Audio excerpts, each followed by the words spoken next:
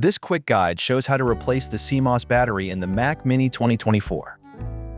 Set up ESD protection and gather Torx drivers, spudger, and a compatible replacement battery. Shut down the Mac Mini, unplug all cables, and attach your ESD wrist strap to ground. Remove the base screws and gently lift off the bottom cover to expose the internals. Carefully disconnect the shown cables and remove the internal shielding to access the battery area. Locate the CMOS battery, a small coin-style pack on a cable near the logic board. Release the connector latch and gently remove the old battery for inspection and comparison. Plug in the new compatible CMOS battery, orient the connector correctly, and seat it securely. Reinstall the internal shield and reconnect all cables, verifying each connector clicks into place. Reattach the bottom cover, tighten the screws snugly, then reconnect power and peripherals.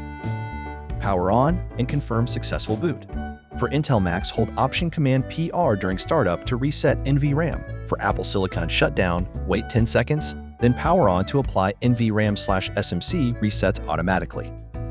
Confirm time and settings, and you're done. The CMOS battery has been successfully replaced.